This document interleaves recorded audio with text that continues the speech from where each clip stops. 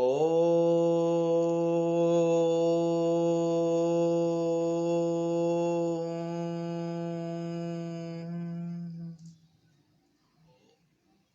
मेरे प्यारे सभी भाइयों और बहनों, आज का हमारा जो सत्र है, पहचानिए देशद्रोही कौन। इसमें सबसे गंभीर विषय जो हमने आज देखा और देख करके हमारी तो मतलब सहम गए अंदर से कि भारत है या ये कोई एक नारकी प्रदेश के अंदर, नारकी राज्य के अंदर हम जी रहे, किसी शासन व्यवस्था के अंडर में जी रहे जहां पर साधुओं का हत्या इतने निर्मम तरीके से, जिन साधुओं ने अपना जीवन दधीची की नाई, अपनी हड्डियां समाज को देकर के, अपना सब कुछ समाज को देकर के और अपने आप को आहूत कर देने वाले, समाज के लिए समर्पण की भावना रखने वाले ऐसे संतों का निर्मम हत्या, किस प्रकार से हत्या किया गया अगर उसको देखा जाए तो ये वही तरीका है जो दहशतगर्द इस्तेमाल करते हैं, प्रयोग करते हैं, उपयोग करते हैं हिंदुओं के मनों में दहशत पैदा करने के लिए। और आप सभी को बहुत बड़ी जानकारी देता हूं, क्योंकि मैं इस जो ये क्षेत्र है, ये मेरा ही क्षेत्र है, मुंबई के आसपास का पालघर, धाणू, वाड़ा, शाहपुर, इस प्रकार के जितने भी एरिया हैं जो गुजरात तक जाते हैं, वहां पर हमारा बहुत बड़ा हिंदू आश्रम का टीम काम करता है। और हमारे काम करने के दौरान हमारे कई साथियों पर ऐसे हमले हुआ करते हैं, लेकिन यह जो घटना है ये बहुत बड़ा प्रश्न चिन्ह लगा देती है भारत की प्रशासनिक व्यवस्था पर, कि हम भारत के जितने भी भारतवासी हैं, वो चाहे किसी को माने, किसी को ना माने, किसी ईश्वर की पूजा करें नहीं करें, लेकिन एक ऐसा बहुत बड़ा गुट भारत के अंदर कार्य कर रहा है जो भारत के ऐसे लोगों के मन के अंदर घृणित विचार हिंदू संतों के प्रति पैदा करके, हिंदू धर्म के प्रति पैदा करके और उन्हें सीधे सीधे टारगेट करवा देता है। आप सभी को जानकारी दूं कि वहां पर ऐसे लोग भी कार्य कर रहे हैं जिनका नाम है अनीस। आप बोलेंगे अनीस क्या है? ये अनीस, इसका पूरा नाम है अंधश्रद्धा निर्मूलन संस्था, इसका शॉर्ट नाम रखा गया अनीस। इसमें नरेंद्र दामोलकर था, जिसकी आपस में पैसे को लेकर के हत्या हुई, आपस में ही वो मारा गया एक दूसरे की लड़ाई में। दूसरा, इस समय पर उसका ही लड़का है जो इस प्रकार के कार्य को वहां पर सुचारू रूप से हिंदू धर्म के प्रति घृणा फैलाने का कार्य चालू कर रखा है अंधश्रद्धा के नाम पर। इसी प्रकार से और कई सारी संस्थाएं हैं ऐसी। ये संस्था बी टीम है। जो ए टीम है, ए टीम विदेशों के द्वारा डायरेक्ट संचालित होती है। ये बी टीम है। ये बी टीम हिंदुओं को, लोगों को ब्रेन वॉश करती है कि तुम्हें ईश्वर की पूजा नहीं करनी, अंधविश्वास के नाम पर, अंधविश्वास को दूर करने के नाम पर ये लोग सीधे सीधे लोगों को हिंदुत्व से दूर करने का बहुत बड़ा घृणित कार्य करते हैं और हिंदुओं के प्रति घृणा पैदा करते हैं। हिंदुओं के देवी देवताओं के प्रति जो हमारी आस्थाएं हैं, या जो हमारे वनों में रहने वाले लोगों की आस्थाएं, जैसे कि वो पत्थर को पूजते हैं, जैसे कि वो पेड़ों को पूजते हैं, जैसे कि वो प्रकृति को पूजा मान करके, प्रकृति को देवता मानकर, आराध्य मान करके पूजा करते हैं, उसी प्रकार से जैसे कि हम सभी लोग निराकार रूप में ईश्वर की पूजा करते हैं, वो भी एक ईश्वर की पूजा करते हैं और वो भी हमारे ही पूर्वजों के अनुयायी हैं, हमारे ऋषि मुनियों की वो भी संतानें ही हैं। लेकिन कुछ गलतियां हुई हमारे पूरे समाज से। हमारा सक्षम हिंदू अक्षम हिंदू के पास जाने में बिल्कुल पूरी तरीके से नदारद है, कहीं भी वो नहीं पहुंचा। मुंबई के ऐसे लोगों को मैं आज बहुत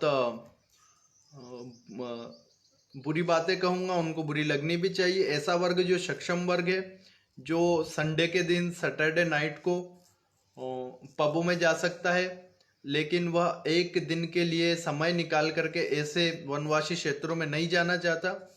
हर बात को वो संगठनों के ऊपर ढोल देते, हिंदू संगठनों के ऊपर ढोल देते, हिंदू संत समाज के ऊपर ढोल देते, लेकिन कभी भी खुद इन वनवासियों से जुड़ने का कार्य नहीं करते।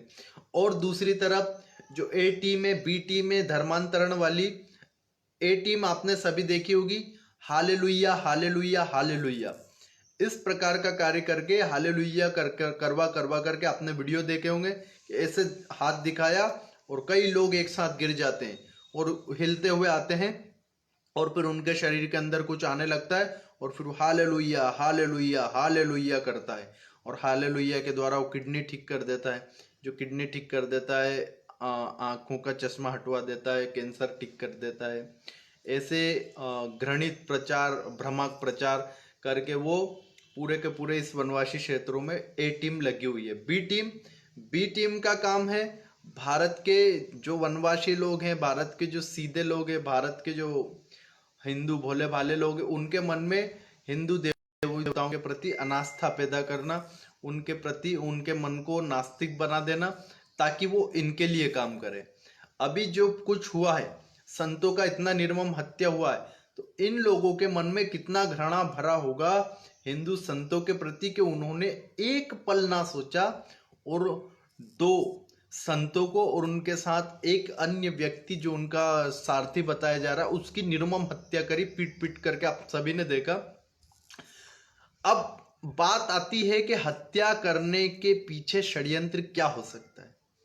ये सीधे सीधे एक सिंबॉलिक हिंदू रिलीजन को टारगेट करके हत्या किया गया। उन्होंने सिर्फ उन 3 लोगों का हत्या नहीं किया, उन्होंने ऐसे 100 करोड़ लोगों का आस्था का हत्या करके उनको चेतावनी दिया कि आप लोग ध्यान रखिए, ये ए बी दोनों के षड्यंत्र की वजह से हो पाया। वरना भारत के गांवों के अंदर यदि कोई भूखा व्यक्ति अपरिचित भी है तो उसके लिए गांव में व्यवस्था होती है, उसके रुकने के लिए व्यवस्था होती है। तो दूसरी तरफ यह तो फिर संत थे, लेकिन ये जो मुंबई से लेकर के सापुतारा तक का पूरा जो रोड है और थोड़ा सा आगे तक का जो फॉरेस्ट एरिया है जहाँ पर हमारे वनवासी भाई निवास करते हैं, उन लोगों के मन के अंदर पूरा का पूरा घृणित प्रचार चल रहा है। वहाँ पर आईएस के आतंकवादी भी रहते हैं। इस क्षेत्र के अंदर पूरा ड्रग्स का एक बहुत बड़ा कारोबार चल रहा है, जो कि विदेशी कंपनियां भी वहाँ पर इस कारोबार में लगी है। जैसे कि नाइजीरियन लोगों ने बहुत बड़ा ड्रग्स रखने का वहाँ पर अड्डा बनाया हुआ है। जब मेरा कल बात हुआ, मैंने कल इस विषय पर वहाँ के पुलिस अधिकारियों के साथ बात किया, जिसमें वहाँ के एसपी है, पालघर के एसपी है जिनका नाम है गौरव सिंह काटकर साहब, इस प्रकार के 2-3 अधिकारी। तो गौरव सिंह को मैंने बात किया, और बात करने के बाद जब मैंने ये सोचा कि इस प्रकार से ये हत्या करने का कार्य कैसे हुआ होगा, तो आप सुनिए गौरव सिंह जी ने क्या कहा। हेलो, बताइए। हाँ, गौरव जी बोल रहे हैं। हाँ बोलिए। हाँ, गौरव जी बात करेंगे। गौरव जी प्रणाम। प्रणाम बताइए। स्वामी जितेंद्रनाथ सरस्वती बोल रहा था मैं, अंतर्राष्ट्रीय संत समिति से। हमारे संतों का क्या हत्या हो गया, क्या है वो? तो उसमें थोड़ा सा क्या हुआ मुझे थोड़ा सा बता दीजिए। उसको आदिवासी लोगों ने मारा है, उनको आदिवासी पुलिस था, वहाँ से वो लोग जा रहे हैं। नहीं, इसमें थोड़ा सा ऐसा विषय है कि जो लोग धर्मांतरण में लगे हुए क्रिश्चियन मिशनरी, उन्होंने जानकर तो मैंने उनको क्लियर बताया कि किस लोगों ने उनका हत्या किया होगा, क्योंकि इस क्षेत्र में पूरे के पूरे जितने भी लोग हैं वो सारे के सारे लोग ब्रेन वॉश कर दिए गए हैं, वो भारत और भारतीयता से दूर कर दिए गए हैं। संतों की हत्या भारत के गांव में हो ही नहीं सकती, वो भारत के गांव ही नहीं माने जाएंगे अगर इस प्रकार की वहां पर हत्या कर दी जाती है। और एक व्यक्ति बचाव में नहीं आया वहां पर। वो बुजुर्ग संत दौड़ दौड़ करके बार बार पुलिस को, जैसे बच्चा माँ को पकड़ लेता है, ऐसे हमारे निरीह संत तड़प रहे थे और कोई नहीं बचा रहा। पुलिस वालों ने भी उनको नहीं बचाया। तो जो दोषी अधिकारी हैं, मैं भारत का सरकार से, क्योंकि हम लोगों ने पूरा कोशिश किया कि राज्य सरकार इस पर कुछ 101 लोग गिरफ्तार किए गए, मुझे एसपी ने पूरा आश्वासन दिया, लेकिन हम नहीं मानते आश्वासन को। हमारे संत के हत्या पर आश्वासन, सिर्फ आश्वासन, सिर्फ 100 लोग अरेस्ट हो गए तो सब कुछ हो गया क्या? जब रात को हमारा पूरा बात हुआ, रजत शर्मा जी के पूरे इंडिया टीवी के परिवार का बहुत बहुत धन्यवाद कि रात को 12:30-1 बजे तक वो मेरे संपर्क में रही, पूरी टीम रजत शर्मा जी की, इंडिया टीवी की। उन्होंने पूरी जानकारी लिया। उनके रिपोर्टर्स रात को ही निकल गए इस कार्यक्रम के लिए कि किस प्रकार से वहाँ पर जानकारी एकत्रित करना है। उनके दिल्ली की टीम का बहुत बहुत आभारी हूँ कि रात को 1:30 बजे तक अगर कोई व्यक्ति हिंदुत्व के ऊपर आक्षेप लगा देते हैं, उनके संतों की हत्या कर देते हैं, तो आज भी ऐसा एक टीवी चैनल है जो भारत के हिंदुओं की आवाज़ को उठा देता है पूरे तरीके से। यदि किसी का शोषण होता है तो बिना किसी लाग लपोट के। रजत शर्मा जी का मैं बहुत बहुत धन्यवाद करना चाहूँगा, उनकी पूरी टीम का धन्यवाद करना चाहूँगा। और सुबह पहले उन्होंने खबर भी चलाया, वो बड़े तरीके से खबर चलाया, तो रजत शर्मा जी के इंडिया टीवी का बहुत बहुत धन्यवाद करता हूँ। अब आगे मैं आता हूँ। इसी प्रकार से अगर मीडिया ने, सभी चैनलों ने उठाया, मेन स्ट्रीम मीडिया ने अगर उठाया, तो बहुत बड़ा काम हो जाएगा इस देश के अंदर, क्योंकि जागरूकता बहुत ज़्यादा जरूरी है। मैं फिर बात पे आ जाता हूँ कि हम हिंदुओं ने क्या गलती किया कि आज ये परिणाम भुगत रहे हैं। ये आज की गलती नहीं है, एक दिन की गलती नहीं, ये हत्या परिणाम किस चीज का है। संतों ने ऐसा क्या किया? एसपी ने मुझे बताया, गौरव सिंह ने, कि वहां पर अफवाह उड़ाई गई। अफवाह उड़ाई जा सकती है मुंबई में, अफवाह उड़ाई जा सकती है बेंगलुरु में, क्योंकि बेंगलुरु, मुंबई, हैदराबाद, चेन्नई ऐसी जगह पर शिक्षित लोग होते हैं। शिक्षित लोग अफवाह को जल्दी सुन लेते हैं, समझ लेते हैं। लेकिन ऐसा क्षेत्र जहाँ पर मोबाइल तक नहीं है, जिन लोगों को पढ़ना नहीं आता, जिन लोगों को अक्षरी ज्ञान तक नहीं है, ऐसे आदिवासियों के बीच अफवाह एक समय पर एक साथ सर्कुलेट कर देना बहुत नामुमकिन काम लगता है। इसलिए वहाँ पर अफवाह का कोई नहीं है। ये पूरा सुनियोजित एक षड्यंत्र है। इसे अफवाह का चोला पहना करके इस षड्यंत्र को छुपाया नहीं जा सकता। भारत सरकार यदि इस पर ध्यान नहीं देगी तो ये एरिया, तो मैं छोटा बता रहा हूँ, मैं आपको पुरानी घटना बताता हूँ। 2008 उड़ीसा कंधमाल, आप ध्यान दीजिए, 2008 उड़ीसा कंधमाल, स्वामी लक्ष्मणानंद जी की इसी प्रकार से हत्या कर दी जाती है। बहुत दर्दनाक तरीके से उनको गोलियों से भूनकर मारा जाता है। लेकिन फिर भी जिन लोगों को अरेस्ट किया जाता है, उनको वहाँ का सरकार किसके प्रेशर में छुड़वा देती है, बचा लेती है, बचाव कर देती है। ये हमें सोचना चाहिए। ये सब हिंदुओं की गलती है। मैं पूरा हिंदुओं पर ढोलूंगा। जिन लोगों ने किया उनको तो बहुत बड़ी और बुरी सजा मिलनी चाहिए। हम हिंदू आश्रम की तरफ से पूरे संत समाज लोग भी इसी में उतर आए हैं। लेकिन हम लोग पूरे अपने प्राणों को आहूत कर देंगे। लेकिन ऐसे दुष्ट आतताइयों को सजा मिलना बहुत जरूरी है।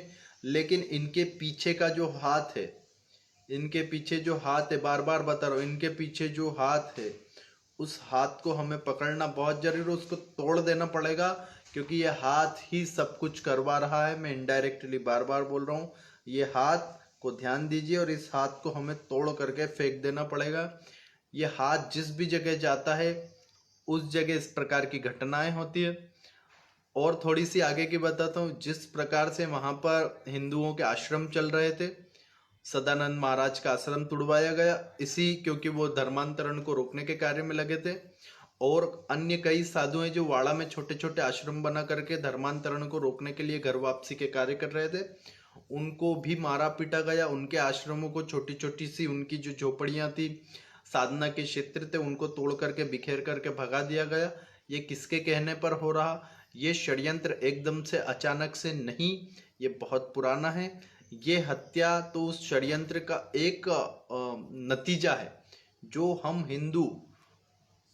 हम लोग एक्सेल वर्ड घूमने, मुंबई के हिंदुओं को कहता हूँ, हम लोग एक्सेल और पूरे देश के हिंदुओं को कहता हूँ कि हम संडे को जब मनोरंजन करने चले जाते हैं, तब ये ए टीम जो इस देश में धर्मांतरण का कार्य कर रही है, ये ग्रामीण इलाकों में जाकर के और ब्रेन वॉश करती है। तो हिंदुओं के पास थोड़ा सुख सुविधा आ जाने पर वो भूल जाते कि हमारा देश अभी संकट में है।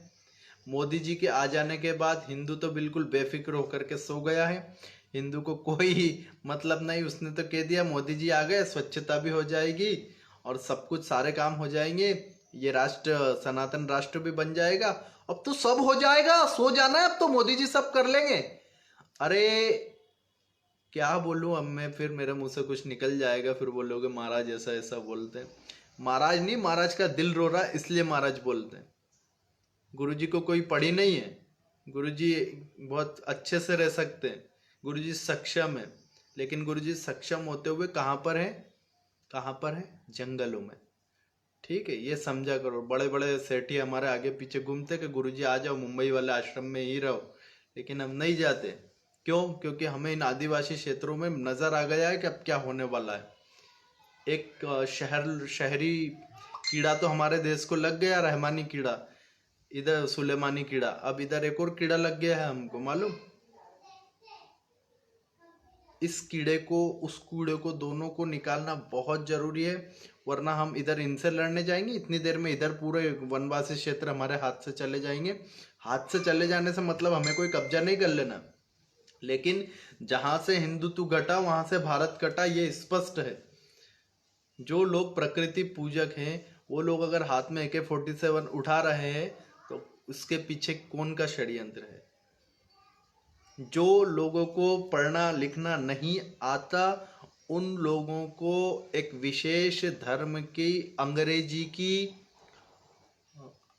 जो स्पिरिचुअल उनको कहते हैं वो लोग, लेकिन कहीं से भी स्पिरिचुअल नहीं है, वहाँ के धर्म का अंग्रेजी की चीजें कौन सिखा रहा? आपको मैं बहुत बड़ी जानकारी दे रहा हूँ। ये सारे रेड कॉरिडोर्स बन चुके। रेड कॉरिडोर आर्मी की भाषा में, MI की मिलिट्री इंटेलिजेंस की भाषा में, रेड कॉरिडोर का मतलब होता है ऐसा जोन जहाँ पर नक्सलाइट गतिविधियाँ, जहाँ पर देश विरोधी माओवादी गतिविधियां, जहां पर मार्क्सवादी लोग, इनको रेड कॉरिडोर, और ग्रीन कॉरिडोर जहां पर IS इस प्रकार की विचारधारा जन्म लेती है। कहीं ना कहीं हम हिंदू वहां जाने से बचे, हम वहां जाने नहीं पाए, हम गए नहीं, इसलिए दूसरी जो मैंने बोला धर्मांतरण की A टीम है वो पहुंच गई। जो धर्मांतरण की B टीम है उसने पढ़े लिखे वनवासी भाइयों का ब्रेन वॉश कर दिया, जिसकी वजह से वनवासी लोगों के मन के अंदर ऐसी घृणित भावनाएं पैदा हो गई कि वो अपना दुश्मन समझने लगे।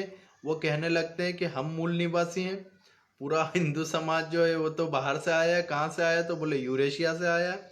इस प्रकार की बातें उनके मन में डाल दी गई और ऐसी सारी चीजें डाली गई कि हिंदू धर्म हमें अछूत समझता है। हाँ, कुछ लोगों ने ऐसी घटनाएं रची होगी कहीं किसी गांव में, लेकिन पूरा हिंदू समाज कभी किसी को इस प्रकार की जातिवादिता में नहीं डालता। हिंदू समाज में सबको समान अधिकार है। तो मैं सभी से कहता हूँ कि हमें ज़्यादा से ज़्यादा समय वनवासी क्षेत्रों में देना होगा, कम से कम 20 वर्ष तो देना ही होगा। कितने वर्ष? 1-2 साल नहीं, कम से कम 20 वर्ष दोगे, तब जाके ये 2000 साल का जो ब्रेन वॉशिंग काम है दूसरे उसका, हम जिनसे दूर हट गए, 2000 साल से अधिक से चल रहा है। ये अलग अलग आते गए, दुश्मन हमारे बदलते गए, लेकिन हमारे लोगों का ब्रेन वॉश चलता रहा। कभी किसने आके बदला, कभी किसने आके बदला, कभी किसने आके बदला। तो 450 साल से जो हमारे देश पर कब्जा करके बैठे थे, जो लोग वास्को डी गामा के कहने पर भारत में घुसे, वास्को डी गामा ने हमला किया, पहले राजा की हत्या करी, झामोरिन की, कलिकट के राजा झामोरिन की हत्या वास्को डी गामा ने करके वहां पर पूरा एक धर्मांध क्षेत्र बना दिया।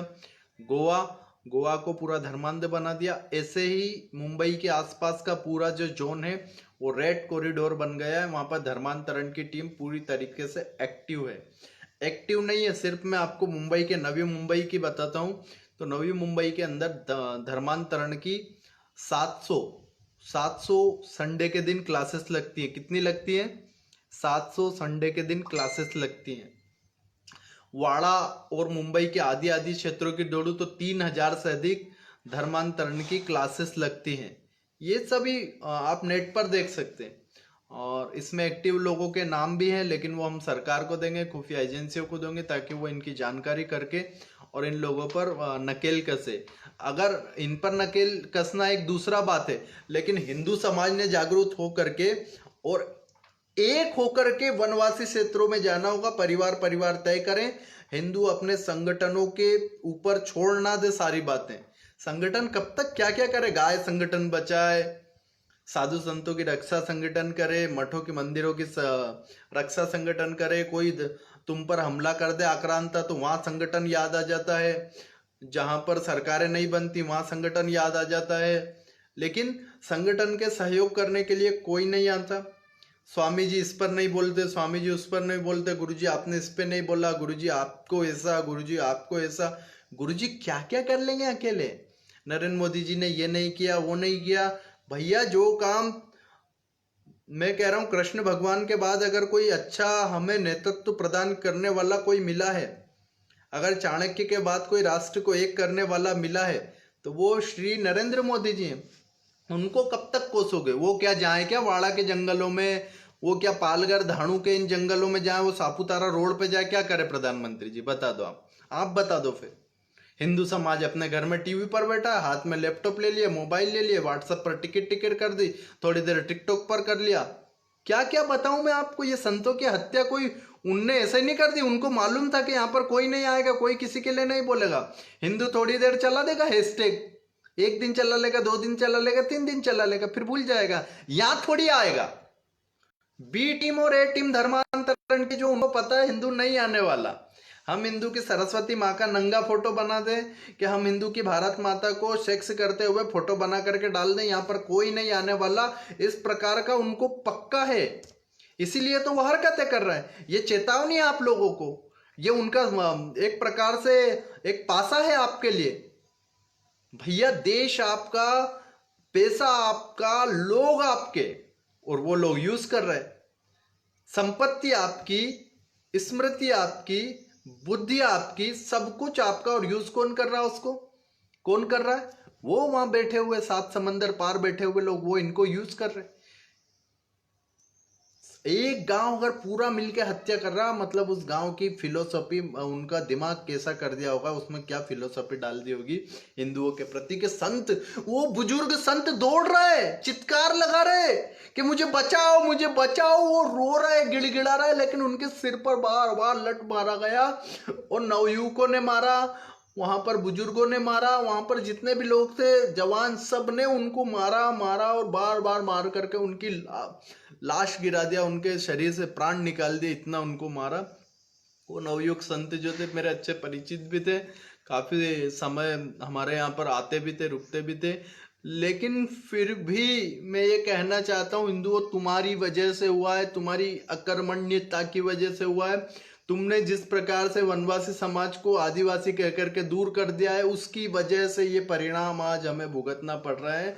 जब लॉकडाउन की स्थिति चल रही, तब 400-500 की भीड़ कहाँ से इकट्ठी हो जाती है, और उसमें से 200 लोग मिलकर के और हत्या करने में लग गए। पुलिस के सामने अगर कोई किसी को भारत के अंदर मार दे, तो मैं कह रहा हूं उनके दिल के अंदर कितना बड़ा प्रतिशोध की ज्वाला जल रही होगी कि संतों से इस प्रकार का उन्होंने हरकत किया। कल रात से रात भर मीडिया वालों के साथ हम लगे, इस पर पड़ताल किया। उनकी लाश को जिस बे तरीके से, हमारा जो फोटो बता ना, जो लाश को लेकर के गए, मतलब किसी गुंडे की लाश को, किसी चोर की लाश को, किसी उचक्के की लाश को जिस प्रकार से घसीट करके, और सड़ी एक गाड़ी होती है जो जिसमें सामान ढोकर के ले जाया जाता है, ये देखिए उस खराब सी गाड़ी में उनके शवों को ऐसे ही पटक दिया गया।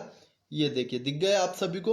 इस बेकदरी के साथ मेरे देश के संतों के साथ, मेरे देश के संतों का इस प्रकार से हरकत किया, और फिर भी कहते हैं कि स्वामी जी इस पर बोलना मत, मुझे धमकियां दे रहे, प्रशासन के अधिकारी मुझे धमकियां दे रहे कि स्वामी जी इस पर बोले तो अच्छा नहीं होगा, एफआईआर दर्ज हो जाएगी आप पर।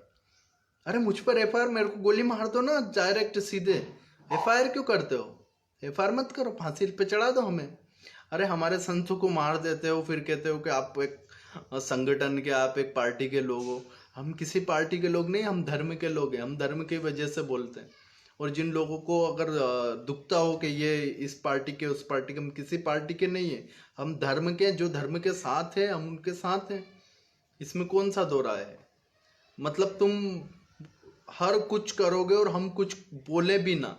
इस देश के अंदर अगर साधु संतों का इसी प्रकार से हत्याएं होता रहा, वो कभी कौन सा धर्मांध कर देता है, कभी कौन सा धर्मांध कर देता है, हमें समझ नहीं आ पा रहा, क्योंकि हिंदू समाज ने कभी सोचा ही नहीं ना। हमारे स्वामी भावेशानंद जी महीनों महीनों उन क्षेत्रों में अंदर अंदर तक जाते हैं। एक बार तो हम गए थे, तो ऐसा घर मिला जहां पर हमने उनको भगवान शंकर का फोटो दिखाया मोबाइल पर कि इन्हें पहचानते हो, तो बोले ये तो वो है सांप पालने वाला सपेरा, और बोले ये भांग पीता था। ये बात मैं आपको रियलिटी बता रहा हूँ, ये रियल स्टोरी सुना रहा हूँ। वो बोले कि भगवान शंकर के बारे में बोला, वो बोले ये तो गंजेड़ी था, भंगेड़ी था, औरतों को उठा ले जाता था। ये सोच उनके मन में किसने पैदा करी?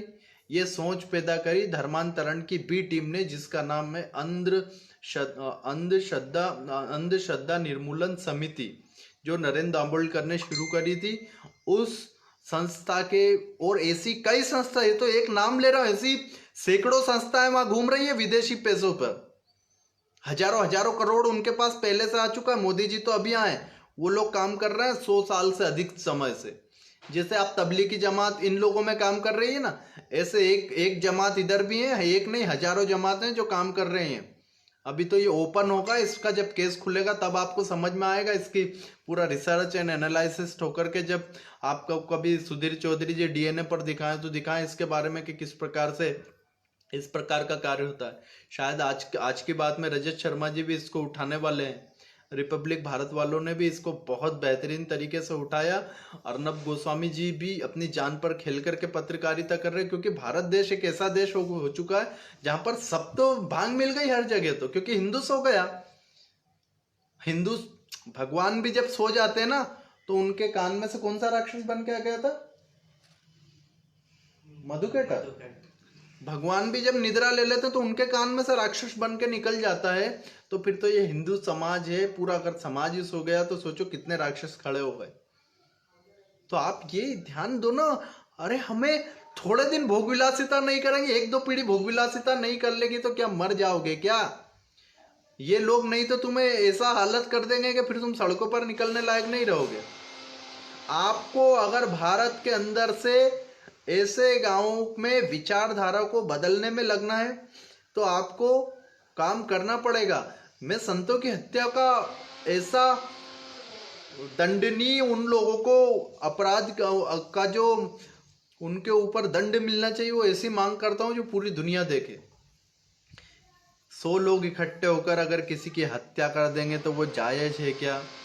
वो अधिक संख्या में है तो उनको क्या दंड नहीं मिलेगा? सबको फांसी मिलना चाहिए, तब जा करके इस सोच के लोगों का मानसिकता पर थोड़ा असर पड़ेगा। बदलेगी नहीं, फिर ध्यान दो, बदलेगी कब? बदलेगी तब जब हिंदू निकलेगा। हिंदू जब अपने घरों से बाहर निकल करके सेवा करेगा, एक सक्षम हिंदू अक्षम हिंदू की सेवा करेगा, तब बदलेगा। घरों में पड़े रहने से, मोबाइल टीवी चला लेने से नहीं बदलेगी विचारधाराएं। ये सरकार सिर्फ उसको थोड़ा सा असर डाल सकती है, बदल नहीं सकती। बदलना आपको पड़ेगा, क्योंकि वो लोग लगे हुए हैं सैकड़ों सैकड़ों वर्षों से। कभी किसने ब्रेन वॉश किया, कभी किसने ब्रेन वॉश किया। और ये वनवासी समाज इतना भोला होता है, पानी की तरह से होता है। इसे दूध में मिला दोगे तो ये दूध बन जाएगा, इसे विष में मिला दोगे तो ये विष बन जाएगा। इतने सरल स्वभाव के होते हैं कि इनके मन के अंदर जिन्होंने विषैली भावनाएं भरी, वो बाकायदा कई सैकड़ों वर्षों से इनके अंदर डाल रहे घृणा घृणा घृणा घृणा घृणा डाल रहे। लेकिन हम लोग अपने घर में सोए पड़े हैं। आप बोलेंगे स्वामी जी खूब बोल रहे हो, बहुत बोल रहे हो, इतना बोलने का आपको अधिकार नहीं। अरे मुझे अधिकार है और मैं बोलूंगा, क्योंकि मेरी आत्मा रो रही है। जब उन लोगों को देखा, आंखें बंद करूं, बार बार वही संत मेरी आंखों के सामने आ रहे थे, आंख बंद करूं, मैं रात भर सो नहीं पाया। जैसे ही 2 बजे मैंने मीडिया कर्मियों के बाद जब मैंने आंख नींद लेने का सोचा थोड़ा, तो बार बार आंख बंद करूं और वही सन्यासी मेरी आंखों के सामने आ रहे, रोते हुए बिलखते हुए। वो दौड़ रहे थे, पुलिस वाले को पकड़ रहे थे पीछे से, लेकिन पुलिस वाला उनको बार बार भीड़ के आगे कर रहा था। ये क्या हरकत थी? वो अगर एक फायर कर देता हवा में तो सब भाग जाते। लेकिन इस देश में संतों का कोई हैसियत नहीं।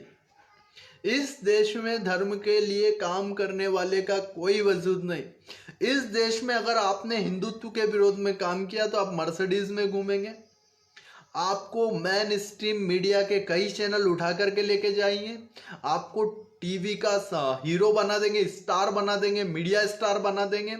आप अगर टुकड़े टुकड़े की बात करोगे, आप अगर इस देश से फक हिंदुत्व बोलोगे तो आपको बहुत ऊपर उठा करके लेकर के जाएंगे।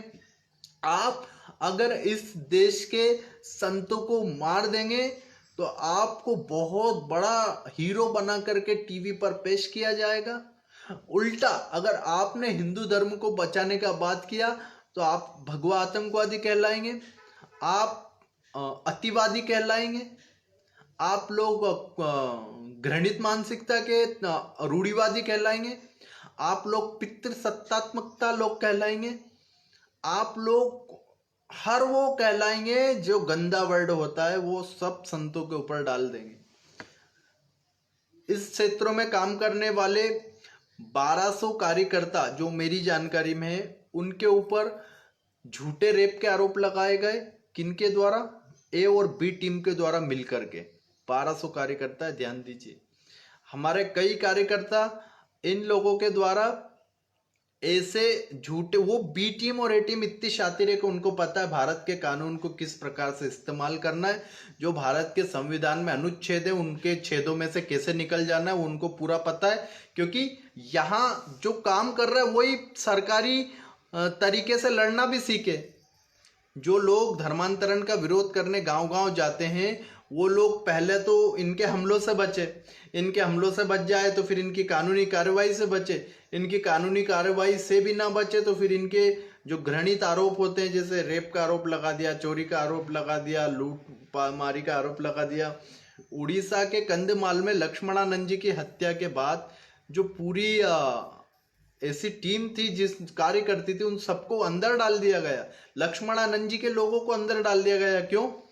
क्योंकि पूरी ए और बी टीम एक्टिव है। तो ए और बी टीम को इधर खत्म करना पड़ेगा, जो जंगलों में घुस गई, जो वनवासियों के दिमाग में घुस करके उन्हें हिंदुत्व के प्रति एक पूरा का पूरा हिंदुत्व के प्रति, संघ के प्रति, बजरंग दल के प्रति, विश्व हिंदू परिषद के प्रति, सनातन संस्था के प्रति, और कौन कौन सी संस्थाएं, हमारा हिंदू राष्ट्र सेना के प्रति, और कौन सा संस्था है हमारा, वे योग वेदांत समिति के प्रति, और कौन सा है, मानव जागृति संस्थान के प्रति। बहुत सारा लिस्ट है हमारे पास में। ये बाकायदा अभी नहीं, रात भर, मतलब मैं जब सो रहा था तो मेरी आंखों के सामने वो संत ऐसे आ रहे थे, ऐसा लग रहा था कि वो मुझे पकड़ रहे और मैं उनकी रक्षा नहीं कर पा रहा। मैं कैसे बताऊं कि मेरे इस समय पर मेरा हाल क्या हो रहा। एक बंद कमरे में बैठ करके लॉकडाउन का पालन कर लेने के बाद भी अगर हमारे संतों के साथ ये हो रहा, सरकार उनका मदद नहीं कर पा रही, तो ये तो बहुत ही गलत है। और अभी स्वामी भावेशानंद जी महाराज आएंगे आपके बीच, बोलेंगे कि किस प्रकार से उनकी आंखों से अश्रुधारा बह रही थी। हम रो रहे थे बैठ करके, ये सोच रहे थे, मीडिया वाले लोग बोल रहे थे स्वामी जी रोइए मत। अरे ना रोए तो क्या करे, बच्चा का हमारे हाथ में, शहर हमारे उन्होंने छीन लिए और जंगल हमारे इनने छीन लिए। दोनों तरफ की मानसिकता हमारी लोगों की इन लोगों ने पूरी तरीके से बदल दी। अब आप बताइए कि इस प्रकार से अगर इस देश के अंदर चलता रहा तो मेरा देश कितनी जल्दी बदलने वाला है, कितनी जल्दी बदलने वाला है। इस देश के अंदर अगर हिंदू जागरूक नहीं हुआ, अगर हिंदुओं ने इस देश के शातिर टीम को, इस देश की ऐसी मानसिकता को खत्म नहीं किया अभी, तो आप सभी लोग ये समझ जाइए कि पूरे के पूरे समाज को नष्ट करने की ताकत ये लोग लगा करके बैठेंगे और हम देखते रह जाएंगे। अब वो सुना होगा ना, एक अब पछताए का होते चिड़िया चुग गई खेत, उस प्रकार का हुआ है हमारे साथ।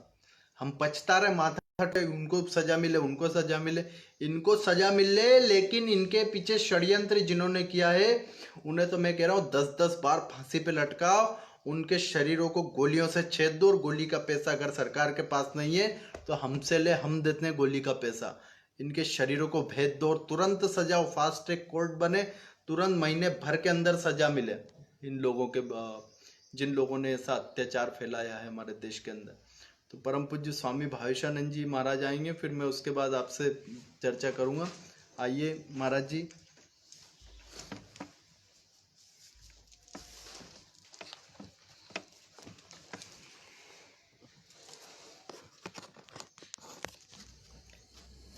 जय सिया राम, जय हिंदू राष्ट्र।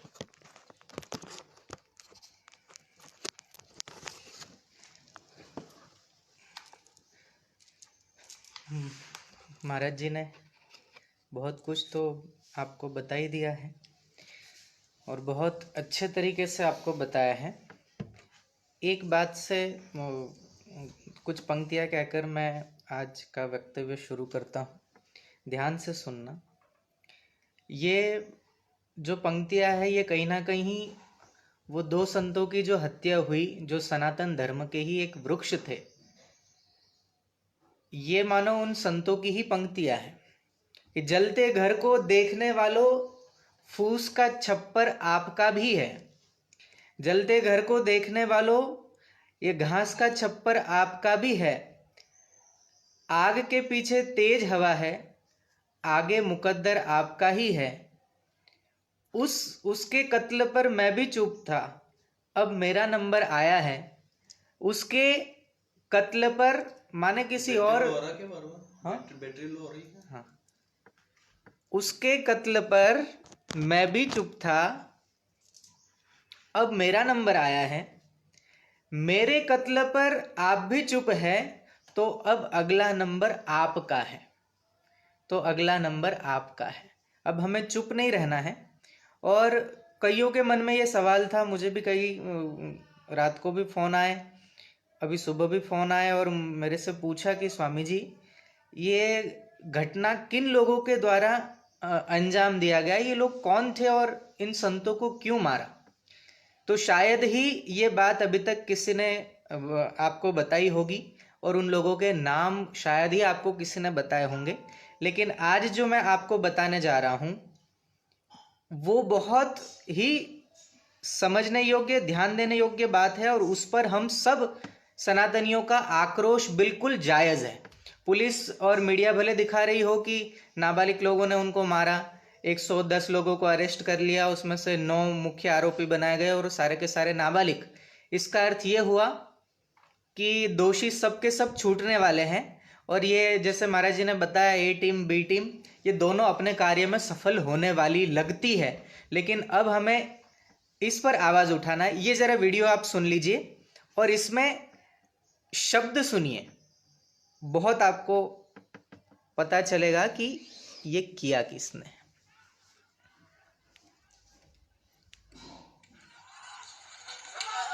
ये महात्मा को मारा जा रहा है, ये तो आपने वीडियो देखा ही।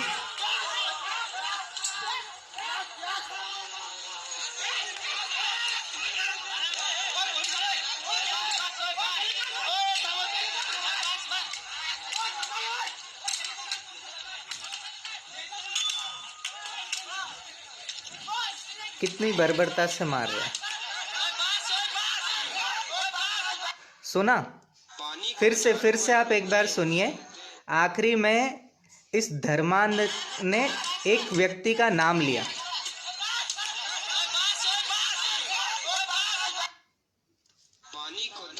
अब आप बताइए, उस वीडियो में जो डंडा सिर पर मार रहा है उस महात्मा के, उसका साथी उसको रोक रहा है कि शोएब बस, शोएब बस, शोएब बस। ये कितनी बार बोला है अब ये शोएब क्या हमारे हिंदू का नाम है? तो ये किन लोगों ने इनको मारा? ये मॉब लिंचिंग है और इसको कहीं ना कहीं सरकार दबाने का कार्य कर रही है। हमें तो ऐसा ही लग रहा है, क्योंकि जहां नाबालिगों के चेहरे ये लोग सामने ला रहे हैं और जहां एक बुजुर्ग संत की, आज वो बुजुर्ग, ये जो लोग इनको डंडे मार रहे हैं, वो उनके घर में भी तो इतनी उम्र के कोई बुजुर्ग होंगे जो इनके दादा की उम्र के थे, परदादा की जितनी उम्र के 70 वर्ष के वो बुजुर्ग महाराज श्री कल्पवृक्ष गिरी जी थे, और उनको इतनी बेरहमी से मारा और बिना कारण मारा। कारण तो क्या, बस भगवा चोला था। एक भगवे वस्त्र को देखते हुए वहां के पूरे गांव वालों ने मिलकर वो महात्मा को मार डाला, और लिपापोती ये कर रहे हैं कि वो चोरी करने आए थे। अरे वो महात्मा 70 साल का महात्मा कोई चोरी करके, वो भी कार लेकर, वो भी नासिक से कहाँ जाएंगे? वो एक आदिवासी इलाके में चोरी करने जाएंगे? जिनको दाने की खाने के लाले पड़े रहते हैं, उन लोगों के घर ये चोरी करने जाएंगे? कितनी बेहूदगी और कितनी शर्मनाक बात है, और कितना बेतुका बयान पुलिस के माध्यम से हमें मिल रहा है। तो हमें इस पर आवाज उठानी चाहिए, चुप नहीं बैठना चाहिए। आज वो महात्मा का नंबर है, कल हमारा होगा, परसों किसी और का होगा। और मैं तो मठ मंदिर और जितने भी बड़े बड़े महात्मा हैं, हम तो बहुत छोटे व्यक्ति हैं, हम तो बहुत छोटे महात्मा हैं, लेकिन जो हमसे भी बड़े बड़े जो पदों पर बैठे हैं और सरकार जिनकी बात सुनती है, उन महात्माओं को भी हाथ जोड़कर निवेदन है। जो लोग बोल रहे हैं कि लॉकडाउन का पालन करो, बिल्कुल पालन करो, मना ही नहीं है। लॉकडाउन के बाद हमें कोई कदम उठाना चाहिए, बिल्कुल उठाना चाहिए। लेकिन अगर उन लोगों के द्वारा 1-2 महात्माओं की हत्या, साथ में ड्राइवर भी, 3 लोगों की हत्या अगर लॉकडाउन के दौरान जायज है, तो फिर हमें भी, मैं ये नहीं कहता लॉकडाउन तोड़ो, लेकिन हाँ, हम तोड़ने में भी सक्षम हैं। हम लॉकडाउन तोड़कर भी महाराष्ट्र पहुंच सकते हैं। और मुख्यमंत्री महाराष्ट्र के उद्धव ठाकरे जी से भी एक अपील कर रहे हैं। अभी तो हाथ जोड़ के अपील ही हम कर सकते हैं, और अपील ही करेंगे कि आप जल्दी से जल्दी इस पर कोई ना कोई आपकी ओर से आधिकारिक रूप से बयान आए, क्योंकि अभी तक आपने एक शब्द भी इस विषय पर नहीं बोला है। अगर आपके पिताजी होते तो ये घटना होने के 1 घंटे के बाद, वैसे तो होती नहीं घटना, लेकिन अगर हो भी जाती तो इनको छठी का दूध याद दिलाने की क्षमता थी आपके पिताजी में। आपका नेतृत्व इतना हमें मजबूत नहीं लग रहा है। आपका इस विषय पर कोई बयान न आना, ये कहीं ना कहीं आपके ऊपर, पूरे महाराष्ट्र में नहीं पूरे देश में प्रश्न चिन्ह खड़े कर रहा है। आपकी विश्वसनीयता, आप पर जो विश्वास था सनातनी हिंदुओं का, वो कहीं ना कहीं कमजोर पड़ रहा है, और उसका खामियाना आपको आगे भविष्य में उठाना पड़ सकता है। इसलिए हाथ जोड़कर निवेदन है, जल्दी से जल्दी उनको, जैसे महाराज जी ने बताया, फास्ट ट्रैक कोर्ट में केस चलाया जाए, और जितने भी वो 110 लोग हैं और वीडियो में जिन जिन के भी चेहरे सामने आ रहे हैं, उन पर कड़ी से कड़ी कार्रवाई हो, इनको फांसी ही हो, फांसी की ही सजा हो। हमारी ओर से तो हम यही अपील कर रहे हैं। और जो पुलिस थे वीडियो में, आपने अभी भी देखा और आप सबके पास वीडियो है ही, उसमें पुलिस किसी भी प्रकार से उन महात्माओं की मदद नहीं कर रही है। क्या बिकी हुई पुलिस है? आप ज्यादा से ज्यादा हो सकता है वो पुलिस वालों को अपने उस पद से हटा दो, वहां से निकाल दो, लेकिन हम चाहते हैं कि उनको हटाए नहीं, वरन उन पर भी हत्या का केस इन पर भी दर्ज हो, और इन पर कड़ी कार्रवाई की जाए। और मैं तो कहता हूं, साधु संतों की ओर से मैं ये कहता हूं, समस्त हिंदू समाज की ओर से मैं ये कहता हूं कि ये जितने भी लोग वीडियो में दिख रहे हो डंडे मारते हुए, और वो शोएब चिल्ला रहा है, शोएब बस कर, ऐसे शोएबों को बीच चौराहे पर खड़े होकर गोली मार देनी चाहिए, क्योंकि ये इसी काम के हैं। अब आप मुझे बताओ, कोई महात्मा चोरी करने क्यों वहां जाएगा? और अरे, एक बुजुर्ग भी हमारे घर में हो, गांव में हो, तो हम उसका आदर करते हैं। वो बेचारे से चला नहीं जाता तो हम उसको सहारा देते हैं। हाँ, लेकिन फिर भी देखो ना, बिना किसी कारण के, बिना किसी दोष के आज 2 महात्माओं की हत्या कर दी जाती है।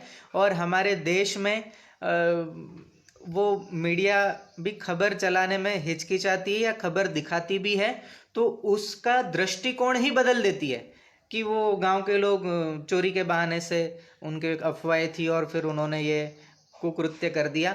अरे अफवाह भी थी तो पुलिस थी ना वहां पर, उन अफवाहों का निराकरण करने के लिए वो अफवाहों भले उड़ भी गई होगी, लेकिन पुलिस वहाँ थी, वहाँ के पढ़े लिखे सुशिक्षित लोग पुलिस के भरोसे बैठते, पुलिस को पूछते, पुलिस को सौंपते अगर वो चोर थे।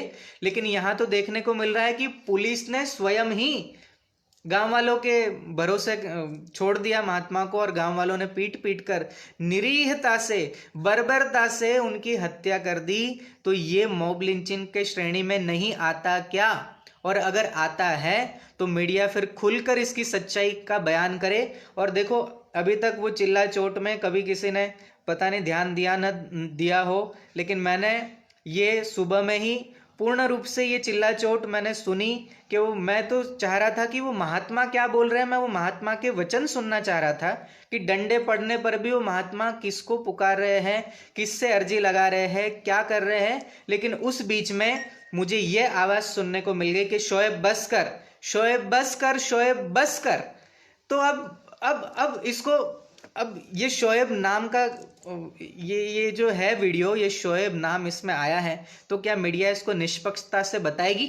और अगर नहीं बताती है तो हमारा और आपका कर्तव्य होता है कि ये जन जन तक, प्रत्येक व्यक्ति तक ये वीडियो शेयर होना चाहिए। आप अभी भी जो भी लाइव देख रहे हैं, हमसे जुड़े हुए, आपका खूब खूब धन्यवाद। आप अपने अपने ग्रुपों में, अपने अपने वॉल पर इसको शेयर करिए ताकि ये वीडियो ज़्यादा से ज़्यादा लोगों तक पहुँचे और ये असली सच्चाई सामने आ जाए। जो अभी नए लोग जुड़े हैं वो फिर से एक बार ये वीडियो सुने, उसमें वो साफ शब्दों में शोएब बस कर, शोएब बस कर बोल रहा है। वो महात्मा तब तक मरणासन्न स्थिति में पहुंच गए थे, उनका शरीर इतनी चोट झेल चुका था, इतने डंडे खा चुका था सिर पर कि वो महात्मा मरणासन्न स्थिति में पहुंच गए, धरती पर गिर गए। उसके बाद वो कहता है बस कर शोएब बस कर। आप फिर से सुनिए, ये सुनने लायक है। एंग्री रिएक्शन में डालो, उसके वजह से वीडियो ब्लॉक हो जाएगा।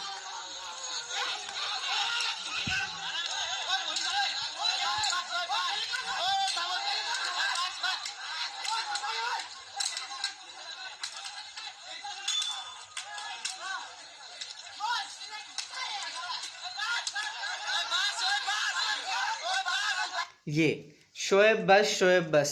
और कृपा करके इसमें एंग्री वो न डाले इमोजीज, उसमें दिल का या लाइक का आप वो करें, या सैड का डाल दो, लेकिन ये एंग्री वाला मत करो क्योंकि इससे फर्क पड़ता है।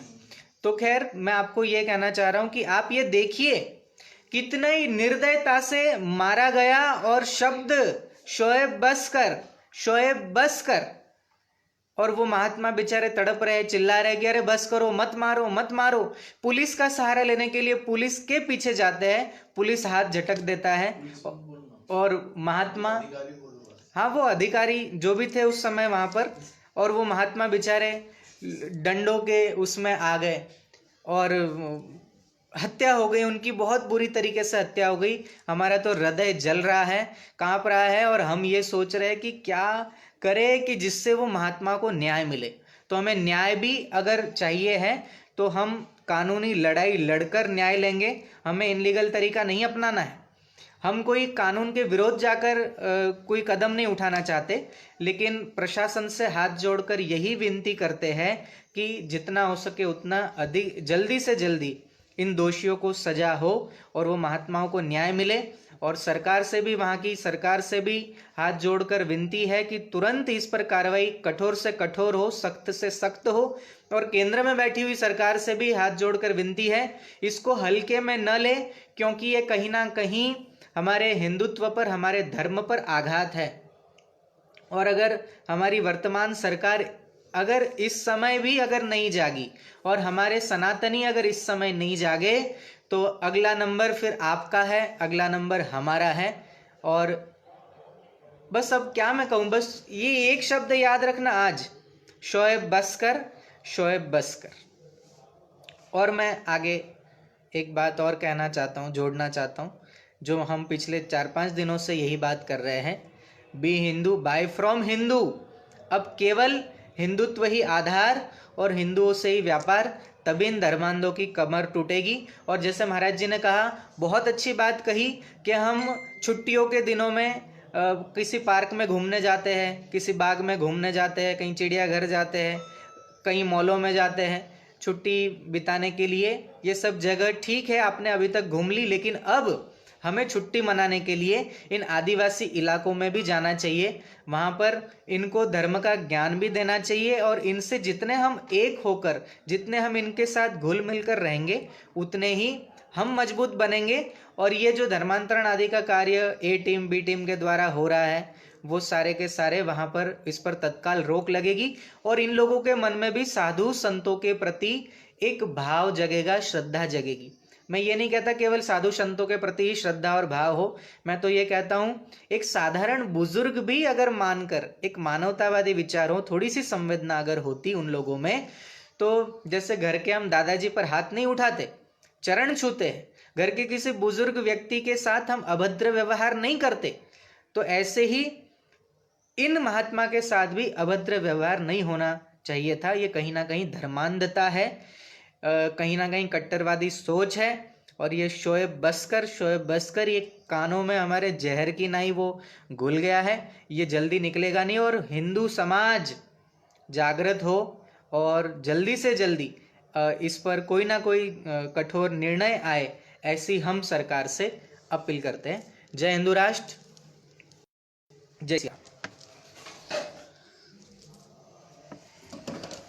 तो आपने देखा किस प्रकार से परम पूज्य स्वामी भावेशानंद जी महाराज ने बताया कि हम सिर्फ हिंदू के साथ ही हमारा आधार होगा, वरना आधार ही नहीं होगा। हिंदुत्व ही आधार, हिंदुत्व से ही सब कुछ। आपने अगर आज भी नहीं जागे, अगर अभी भी नहीं जागे, तो ये एक हत्या है ऐसी। अभी तो सैलाब आना बाकी है। ये अभी तो वो दिखा रहे हैं कि इस प्रकार से अगर आप लोगों ने नहीं जागे, नहीं करे, तो हम सब कुछ नष्ट नाबूद कर देंगे। वो लोग लगे हुए पूरी ताकत के साथ वो लोग लगे हुए, लेकिन हम आज भी इस देश में यही सोच के बैठे हैं कि सब कुछ सरकारें कर लेगी। सरकारें कभी कुछ नहीं करती, वो आपका सहयोग कर सकती है, लेकिन जमीन पर तो आपको ही आना पड़ेगा। तो मेरे प्यारे भाइयों बहनों, इस बात को जन जन तक पहुंचाइए कि हिंदू को एक होना। इस वीडियो को अधिक से अधिक शेयर कर दीजिए अपने ग्रुपों में। एंग्री रिएक्शन ना दें। जिन लोगों के प्रश्न हैं वो प्रश्न 2-5 जो प्रश्न होंगे उनके हम उत्तर देंगे। और ऐसे हम आज बहुत दुखी है, बहुत मन के अंदर इतनी पीड़ा है कि एक सन्यासी रो रहा था, बिलख रहा था, उसे मार रही थी भीड़ उसको मार करके क्या कहना चाहती है, क्या बताना चाहती? वो ये बताना चाहती है कि हिंदुस्तान नहीं है ये हमारा क्षेत्र है। हमारा मतलब एक विशेष विचारधारा का क्षेत्र है। और ए टीम और बी टीम, इनका पूरा समझिए खेल। हिंदुओं आइए, वनवासी क्षेत्रों में आइए, नहीं आ सकते तो हमारा सहयोग तो कीजिए। हमारे मानसिक सहयोग करने से भी बहुत बड़ा काम हो जाएगा। जिन लोगों को डल्लप के गद्दे बहुत प्यारे लगते हैं छुट्टियों के दिन में, वो लोग ये सोच लें कि ये जो बी टीम और ए टीम है, ये अमेरिका की सुख सुविधाएं छोड़ करके लगी हुई हैं। वे लोग बड़े बड़े पढ़े लिखे एजुकेटेड IITian लोग सेवाएं देने जा रहे हैं उनके विचारधारा को बढ़ाने के लिए। और हम हिंदू, हम 100 किलोमीटर 50 किलोमीटर दूर नहीं जा सकते संडे के दिन। इन लोगों के साथ घुलोगे मिलोगे, इनके साथ खाना बैठ करके खाओगे तो क्या गलत हो जाएगा? आप लोगों को मैं बार बार इसीलिए कह रहा हूँ क्योंकि ये तो एक ही घटना है, आज महाराष्ट्र में घटी है। ऐसे सैकड़ों घटनाएं रोज दिनों दिन कहीं ना कहीं घट जाती है और हमें मालूम नहीं पड़ता। इसका तो वीडियो आ गया, ऐसे न जाने कितने हत्याएं होती है जिनके वीडियो नहीं आ पाते।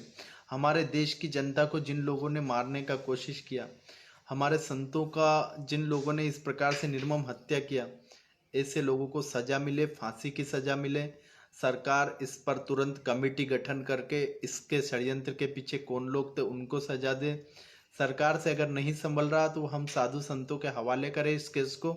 हम इसे बाकायदा बखूबी बहुत बेहतरीन तरीके से निपटा करके भारत के अंदर एक ऐसा उदाहरण प्रस्तुत करेंगे कि आगे आने वाले दशकों तक इस देश के अंदर इस प्रकार की बुरी घटनाएं नहीं होगी। अगर बुरी घटनाएं होती रही भारत के अंदर तो फिर हम कैसे जिएंगे? आज तो मेरा दिल रो रहा है, बार बार रो रहा है, इतना रो रहा है कि मैं क्या बताऊं। जो लोग कहते थे कि स्वामी जी आप बहुत मजबूत हैं, वो लोग आज कह रहे कि स्वामी जी रोइए मत, स्वामी जी अपनी आंखों से आंसू मत निकालिए। लेकिन आंसू कैसे ना निकालूं जब वो संत ऐसा लग रहा मुझे पकड़ रहा है, वो पुलिस वाले को नहीं पकड़ रहा, वो कह रहा बचाओ स्वामी जी बचाओ। मैं जब आंखें बंद करके इधर की करवट लूं तो वो संत मुझे पकड़ते हुए ऐसा महसूस हो रहा है कि वो संत मुझे पकड़ रहे हैं कि स्वामी जी बचाओ, और मैं कोई मदद नहीं कर पा रहा। वो पूरे हिंदू समाज को पकड़ रहे थे उस समय, वो पुलिस वाले को नहीं पकड़ रहे थे, वो कह रहे थे मुझे बचाओ, लेकिन कोई नहीं बचाने आगे आ रहा था। जब वो कहते बचाओ तब उनके सर पर एक प्रहार हो रहा था, लटका, डंडे का, लाठी का, पत्थरों से उनके सिर को बाद में कुचला गया। इस प्रकार का घृणित सोच अगर भारत के गांव में, जिन भारत के बारे में कहा जाता है कि भारत गांव में ही बसता है, अगर ऐसा भारत गांव में बसता है तो हमें नहीं चाहिए ऐसा भारत। अगर महात्मा गांधी कहते थे कि इस प्रकार के लोगों का सहयोग करो, ऐसे लोगों का कैसे सहयोग किया जाए जो लोग हमारे देश को मारना चाहते। जो संत अपने जीवन को सर्वे संतु निरामया, मतलब सभी सुखी रहें, सभी निरोगी रहें, ये हर पल पल पल कहता है, जो संत कहता है कि पूरी दुनिया सुखी हो, तो उस संत के ऊपर इतना बड़ा कुठाराघात, उसकी हत्या इस निर्मम तरीके से। संत कहीं दिख जाते हैं तो हम चरणों में उनके अपना मस्तक रख करके बार बार उनसे प्रार्थनाएं करते हैं कि हमारी संकटों को दूर करने की ईश्वर से प्रार्थना करें, क्योंकि आप तपस्वी हैं। ऐसे तपस्वी की हत्या की, इस प्रकार से घृणित हत्या उन्होंने कभी सोचा भी नहीं होगा कि मैंने जिन लोगों के लिए संन्यास लिया है, मैंने जिस समाज के लिए संन्यास लिया है, जिस भारत में संन्यास लिया है, उस भारत में मेरा इतना बुरा तरीके से हत्या होगा। उन्होंने कुछ पल पहले तक, जब तक उन्होंने पुलिस से मुलाकात नहीं हुई थी, तब तक सोचा नहीं था कि आगे इस गांव में हमारा हत्या हो जाएगा। वो जा रहे थे किसी संत की समाधि के कार्यक्रम में, कोई संत ब्रह्मलीन हुए उनके कार्यक्रम में जा रहे थे। उनके पास में बाकायदा आश्रम के लेटर पैड भी थे जो उन्होंने लोगों को दिखाए, पुलिस को दिखाए, लेकिन वहां पर कोई सुनने वाला नहीं था। अगर इसी प्रकार से भारत के अंदर होता रहा तो क्या हम भारत में जिंदा रह पाएंगे? क्या भारत का साधु भारत की सड़कों पर सुरक्षित है? 19 मार्च को मेरे ऊपर जो प्राणघातक हमला हुआ, मुझ पर जो फायरिंग हुआ, उसके बाद मुझे ही अधिकारियों के द्वारा यह कहा गया कि आप दंगा भड़काने की कोशिश कर रहे हैं। मुझे जान से मारने की 7 से 8 बार कोशिश कर चुके लोग, क्या वो सुरक्षित रहने देंगे? हम मौत से नहीं डरते, लेकिन वो लोग हमें मारने का इतना तेजी से क्यों लगे हुए हैं, इसके पीछे हमें सोचना पड़ेगा। वो एक विचारधारा को मारना चाहते हैं, वो हिंदुत्व को भारत से खत्म करना चाहते हैं। हर पल हर क्षण मोदी जी नहीं आएंगे, हर पल हर क्षण हर घड़ी हर समय हर स्थान पर मिलिट्री भारत की नहीं होगी। हर परिस्थिति में भारत का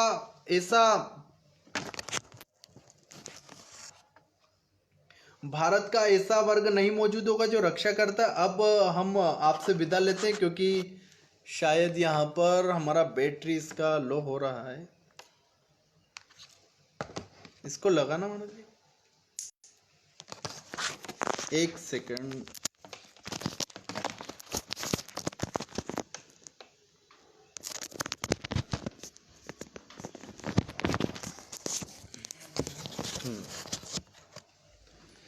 तो आप सभी लोगों को बस मैं इतना ही कहना चाहता हूं कि आप हमारे साथ रहिए। आपका साथ इस भारत को बदल देगा। जागा हिंदू, भागा दुश्मन। जागा हिंदू तो भागा दुश्मन। मिट गई हर परेशानी, वो चाहे सुलेमानी हो या रहमानी। हर परेशानी भाग जाएगी बस अगर हिंदू जागा तो। हिंदू ने ये ठान लिया तो दुश्मन ने फिर मान लिया कि अब हमें यहाँ से जाना है, अब यहाँ पर कुछ ना हमें मिलेगा, खाना है। तो हिंदुओं जाग जाओ। संतों को अश्रुधारा के साथ श्रद्धांजलि देने की जगह हमें वीरांजलि प्रदान करके उनकी आत्मा को तभी शांति मिलेगी जब इस प्रकार के अपराधियों को जब इस प्रकार की अपराधी सोच को इस देश से खत्म कर दिया जाएगा। जब तक इस देश से इस प्रकार की सोच को खत्म नहीं कर दिया जाता, तब तक उन संतों की और ऐसे जितने भी संत इस कार्य में लगे उनकी आत्मा को शांति नहीं मिलेगी। भारत माता अपने ही देश में इस प्रकार बार बार अपमानित होती रहेगी, क्योंकि भारत माता जिस रूप में है वो रूप एक विचारधारा है जो कहती है कि मानवता हर जगह जिंदा रहे, जो कहती है कि मानवता सदैव हर मानव के दिल में, हृदय में जीवित रहे। लेकिन एक विचारधारा है जो कहती है कि सिर्फ धरती पर उनका ही अधिकार है, जो कहते हैं कि धरती चपटी है, जो कहते हैं कि धरती हवा में उड़ जाती अगर पर्वत ना होते। इस विचारधारा के लोग भारत के लोगों को मारना चाहते हैं। आप बार बार समझिए, हमारे ऊपर काफ़ी प्रेशर आया, रात से अधिकारियों ने काफ़ी मुझे कहा कि स्वामी जी इस पर कोई बयान ना देंगे। स्वामी जी आपकी हमसे बात हो चुकी है, स्वामी जी आपके वहाँ के एसपी से बात हो चुकी है, गौरव सिंह जी से बात हो चुकी है, सब आपको आश्वासन मिल चुके। इस मुद्दे को आप भड़काइए ना। मैं भड़का रहा हूँ। मैंने बोला वहां जाकर के 200 लोग इकट्ठे होकर संत को मार दो। वाह, बहुत बढ़िया बात, बहुत ही बढ़िया बात। ये अच्छी आप लोगों ने सोच ठान रखी है। किसी क्षेत्र में फंसा दो, किसी इसमें फंसा, हम डरने वाले नहीं हैं। ये कान खोल के सुन लेना, देश विरोधी ताकतों, हम तुम्हें मिटा करके ही दम लेंगे। तो बी हिंदू बाय हिंदू, हम हिंदू हैं, हिंदू के साथ ही हम रहेंगे, हिंदू के साथ ही हर कार्य करेंगे, वरना ऐसे लोग हमें छोड़ेंगे नहीं। तो आज अश्रु धारा के साथ वीरांजलि प्रदान करें संतों को। हम सभी हिंदू जागे। जिन जिन लोग कह रहे हैं हम आपके साथ कार्य करना चाहते हैं गुरुजी, हम आपका सहयोग देना चाहते हैं, वो लोग हमसे संपर्क कर सकते हैं। 9833631184 यह मेरा नंबर है। 9833631184 यह हमारा निजी नंबर है।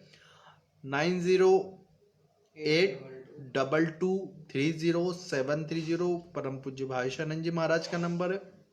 आप जितने भी लोग हमारे साथ मिलकर के इस प्रकार के वनवासी धर्म जागरण कार्य में साथ देना चाहते हैं वो जुड़िए, क्योंकि साधु संतों को तभी श्रद्धांजलि मिलेगी जब ऐसी विचारधारा को खत्म होगा।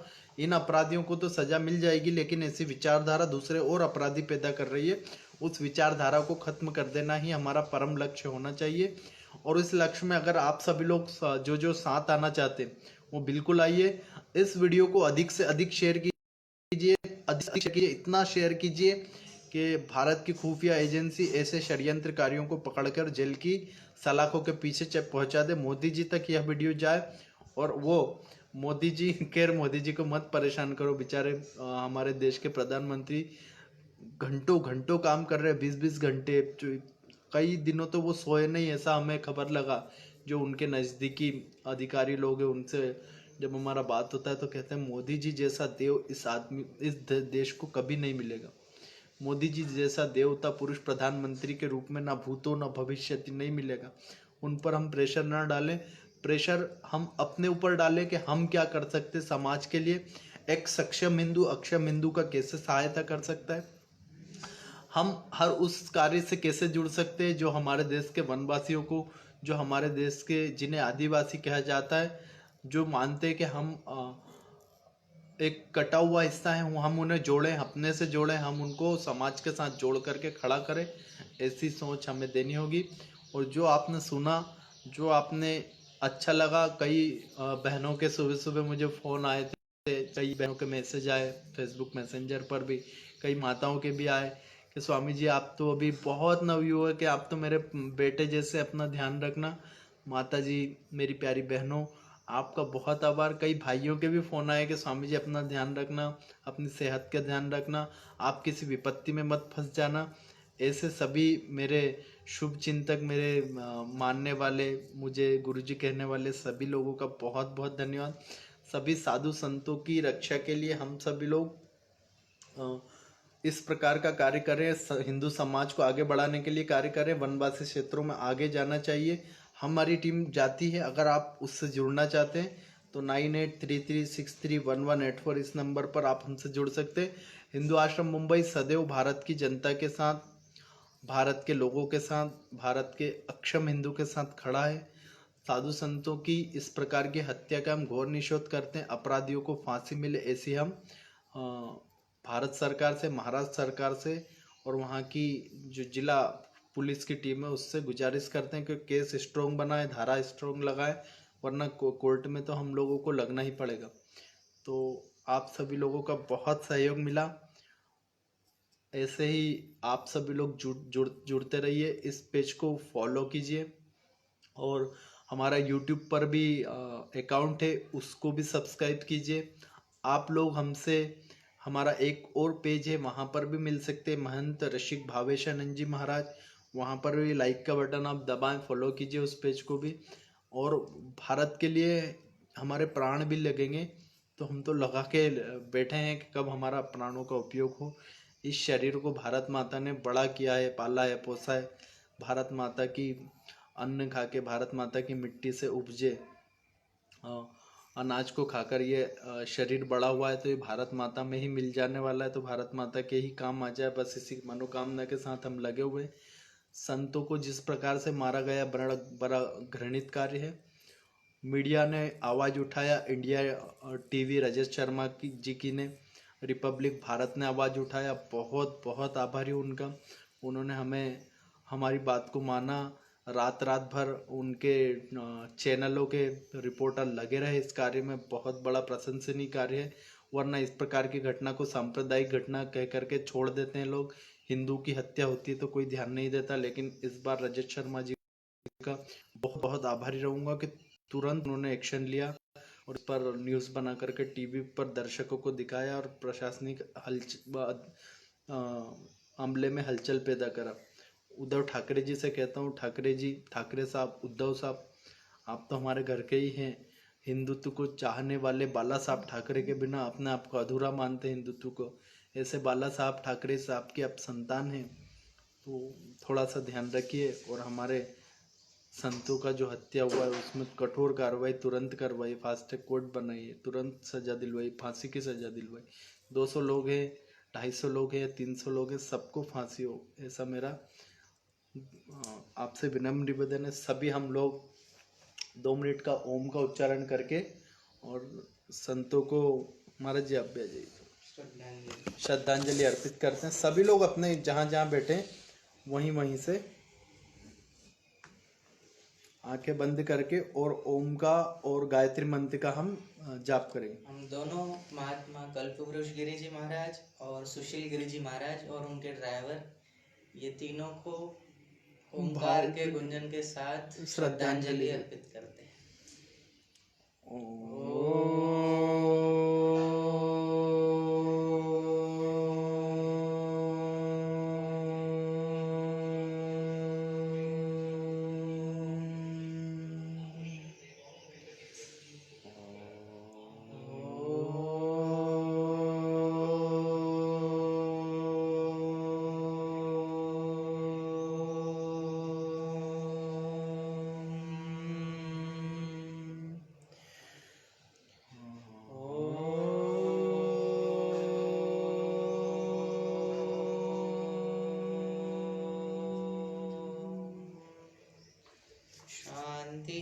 शांति शांति। परमपिता परमात्मा उनको अपने चरणों में स्थान दे, अपने लोक में स्थान दे। भारत माता ऐसे ही सपूत पैदा करती रहे जो भारत माता के लिए किसी भी परिस्थिति में अपने प्राणों को आहुत तक कर दे। उन्होंने, मुझे तो वो गाने का लाइनें याद आ रहा कि जाते जाते उन्होंने आवाज़ तो दी होगी, जाते जाते उन्होंने आवाज़ तो दी होगी। वो सोच रहे होंगे कोई तो मुझे कहीं से आकर के बचा लेगा, खाकी वर्दी वाले बचा लेंगे, या मेरे तो गले से आवाज़ भी नहीं निकल रहा, मुझे इतना अपमानित महसूस कर रहा हूँ कि मैं उनकी मदद के लिए वहाँ क्यों नहीं था। हर हिंदू अपने आप को अपमानित करेगा, लेकिन इस विचारधारा को खत्म करने के लिए हमें ज़्यादा से ज़्यादा संख्या में वनवासी क्षेत्रों में कार्य करना चाहिए। जो लोग हमसे जुड़ना चाहते हैं, हमने फिर नंबर दिए, फिर एक बार और लिख लीजिए 9833631184। इस पर आप तुरंत संपर्क कीजिए अगर आप इस धर्मांतरण रोकने के कार्य में और वनवासी कल्याण के कार्यों में आप लोग सहयोग करना चाहते हैं। बिल्कुल आप आइए, आपका स्वागत है। हम लोग मिलकर के इस विचारधारा को, जो भारत को नष्ट करना चाहती, जो वनवासियों के मन में घृणा की भावना हिंदुत्व के प्रति पैदा कर दी गई, उसको दूर करेंगे। भारत माता की जय। और सुनिए, शाम को 5:15 बजे 5:30 बजे हम लोग आ जाएंगे, तो आप सभी लोग अधिक से अधिक संख्या में उस समय भी मौजूद रहिए। विषय रहेगा देख रहा है हिंदुस्तान, उसमें देखिए किस प्रकार से हम बताते हैं हिंदुस्तान ने क्या क्या देखा। इस सीरीज का आज का आगे का भाग रहेगा। आप सभी लोगों ने इस वीडियो को अलग अलग ग्रुप्स में अपनी अपनी वॉल पर लगा के रखना है। कुछ लोगों के प्रश्न हैं कि मोबाइल नंबर धीरे बताइए, लिखिए 9833631184। अब कुछ लोगों के प्रश्न हम इसमें से ले लेते। किसी लोगों को कोई प्रश्न पूछना है तो आप पूछिए, 5 मिनट का समय आप आराम से पूछ सकते हैं। किसी भी लोगों के कोई भी प्रश्न है आप पूछिए, धर्म संबंधित, राजनीति संबंधित, किसी भी विषय पर संबंधित आपके प्रश्न आप पूछिए।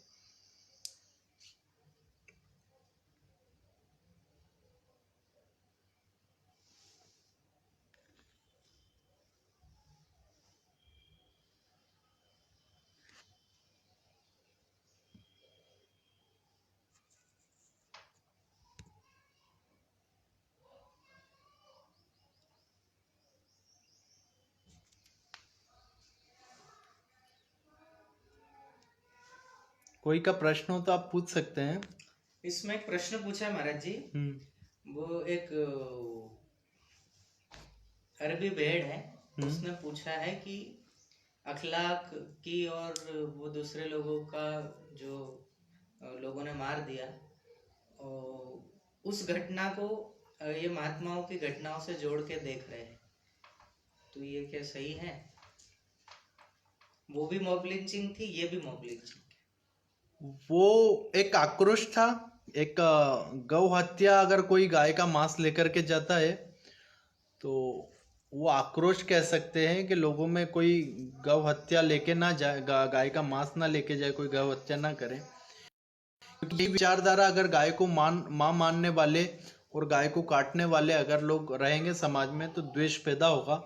तो जो गाय को मां मानते हैं, आप जिसका दूध पीते उसको मां मानिए और उसका हत्या ना करे, तो समाज में द्वेष पैदा ही नहीं होगा। ये हमारा कहना है। अखलाक के दोनों घटना अलग है, दोनों घटनाएं बहुत अलग है, कोई अंतर नहीं। अपराधियों को दंड मिलना बहुत जरूरी है। संतों ने कोई अपराध नहीं किया था, तो दोनों घटनाओं को जोड़ के ना देखा जाए, ये दोनों घटनाएं अलग अलग। ये कैसी भाषा में बात करता है और इतनी बड़ी घटना हो गई और आप इतनी गरीब और क्या दरिंद की आवाज में बात करते हो। छोड़ो प्रार्थना, उठाओ हथियार। जी जी बिल्कुल, आपकी बातों पर ध्यान देंगे। आप हिंदू लोग कभी आए होंगे वहाँ वनवासी क्षेत्रों में, बैठकर मोबाइल पर, फोन पर 2 कमेंट से लिख देने से हथियार नहीं उठ जाते। आओ क्षेत्रों में काम करो। लोगों ने अपना जीवन दिया है, पूरी पूरी पीढ़ियों ने, कई पीढ़ियों ने अपना जीवन दिया है, तो हथियार एकदम से नहीं उठ जाते। हथियार हमें उन लोगों का दिमाग बदलना पड़ेगा। कोई क्या गोलियां मार दोगे क्या? कितनों को गोलियां मार दोगे? जाके उन लोगों को जैसे बदला गया है वैसे ही हमें बदलना पड़ेगा। और जिन लोगों को गोली चाहिए रहेगी उनके लिए गोलियां भी भारत सरकार ने तैयार करके रखी, सरकार की। जिसको कड़वी चाहिए कड़वी, मीठी चाहिए मीठी। कबीर भगवान कहते हैं, आवत गारी एक है उल्टा और अनेक। ये संत बता रहे हैं कि हमारे साथ हो गया, उनको फांसी दो। तो यह कैसे संत? अच्छा।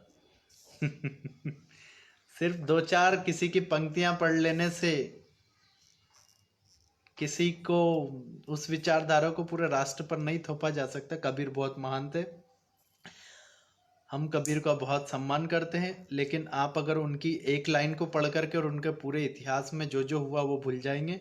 कबीर ने यह भी कहा है कि कंकड़ पत्थर जोड़कर, और आगे का आपको पता होगा तो उस पर भी जरा ध्यान दो। कबीर के बारे में आपको जानकारी नहीं है, थोड़ा जानकारी लो, पढ़ो उनको। बहुत बढ़िया संत थे हमारे देश। लोग पूछ रहे हैं हमला करने वाली भीड़ किस कम्युनिटी की थी? कम्युनिटी का नाम यहाँ पर नहीं लेंगे। ए और बी में मैंने आपको खुल के समझाया है, समझा करिए थोड़ा सा। नाम लेके, नाम सुन के क्या कर लेंगे? कम्युनिटी हिंदू विरोधी, धर्मांध हिंदू विरोधी, धर्मांध हिंदू विरोधी। ध्यान दीजिए, जो हिंदू विरोधी है वो कौन होता है?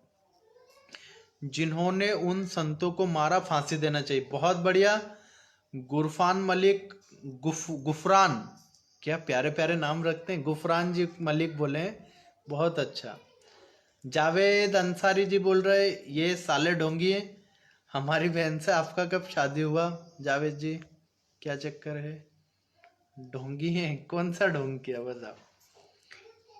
तो आप सभी लोग बस आप आज के प्रश्न यही खत्म करते हैं। इतने कोई ना अच्छा प्रश्न पूछा करो थोड़ा बुद्धि का उपयोग करके। स्वामी जी एक बार उन लोगों से सामान खरीदने का, हाँ ये बहुत बढ़िया। तो कल हमारे परम पूज्य स्वामी भावेशानंद जी महाराज ने बोला था कि किस प्रकार से हम लोगों को किनके साथ में व्यापारिक समझौते करना है। तो हमें एक हिंदू दूसरे हिंदू, एक सक्षम हिंदू एक अक्षम हिंदू का मदद करेगा, ये एक बात।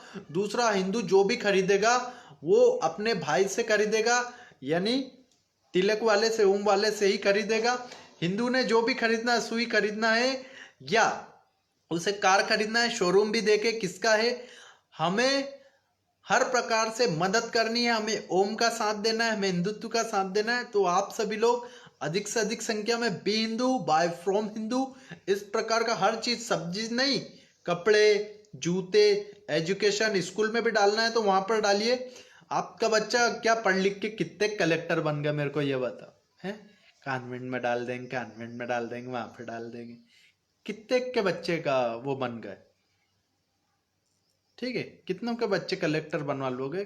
कलेक्टर बनेंगे ज्यादा से ज्यादा 10,000, गुलाम पैदा होंगे। हाँ, तो क्या करो, कुछ नहीं होगा रे बाबा। तुम व्यापार में आ जाओ, सारे हिंदुओं को कहता हूँ व्यापार में आओ, खेतियों में आओ। बहुत बड़ा क्षेत्र खुला पड़ा है एफएमसीजी का, लाखों करोड़ रुपए का कमाई होता है एफएमसीजी में। हिंदू सारा गायब, एफएमसीजी में सारे वो लोग कूद पड़े। सारा ऑर्गेनिक सामान का व्यापार दूसरों ने कर रखा। और आपको बहुत बड़ी जानकारी देता हूं, बहुत से लोग आएंगे आपको स्वदेशी के नाम पर खींच करके और वापस सेकुलर बनाने की कोशिश करेंगे। बिल्कुल नहीं, हिंदू मतलब हिंदू, कोई अदेशी स्वदेशी की बात नहीं मानेंगे हम सिर्फ हिंदू। अगर तुम कहो कि स्वदेशी स्वदेशी और उसमें उनसे भी सामान ले लो, हम नहीं मानते, हम मानते सिर्फ हिंदू। तो फिर हमारा स्वदेशी का परिभाषा है कि सुन लो मेरा स्वदेशी का परिभाषा, और आप सभी भी ध्यान दो कि भारत में रहने वाले हिंदू यदि कोई सामान बेचेंगे तो उसका ही सामान लेंगे, वरना हम नहीं लेंगे। ये हमारे हिंदू स्वदेशी की परिभाषा। हमारा वेबसाइट जल्दी बन के आ जाएगा, उस पर सारी जानकारी। शहर ऑनलाइन सामान तो लेना ही नहीं है, कोई आ जाए, कोई सी कंपनी आ जाए, देसी आए कि विदेशी आए, ऑनलाइन नहीं लेना है अपने को सामान। बेचारा गरीब आदमी इतना पैसा लगा के, आपका पड़ोसी करोड़ों रुपए खर्च करके, लाखों रुपए खर्च करके, कर्जा लेके यहाँ खरीदता है, सामान का दुकान डालता है, और तुम साला ऑनलाइन से उठाकर से सामान बेचने का कोशिश करोगे। षड्यंत्रकारियों, इस देश का हिंदू कहाँ जाएगा? इस देश के बेचारे छोटे छोटे व्यापारी मर जाएंगे, उनका फांसी लगाने का नौबत आ जाएगा। तो ऑनलाइन नहीं लो, अपने पड़ोस वाले छोटी दुकान के दुकानदारों से सामान खरीदो।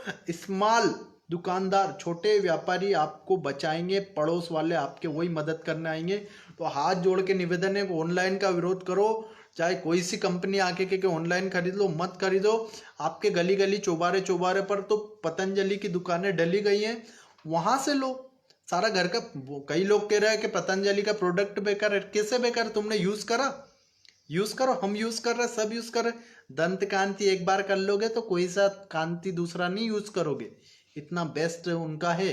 और बहुत सारे छोटे छोटे भी हमारे हैं, उनके करिए। घर गली गली गली गली दुकानें सदस्य पतंजलि की लग गई हैं, और भी बहुत सारी कंपनियां हैं, उन लोगों का सामान लीजिए।